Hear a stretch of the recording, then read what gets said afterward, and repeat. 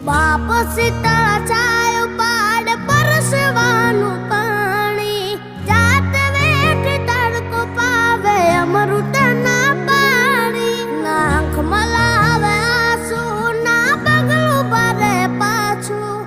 કહું છું આજ હાચું બાપ વિના ભોજન કાચું જેના રાજીમાં ઉતાર એનું ઉજળું જીવતાર એ જિંદગીનું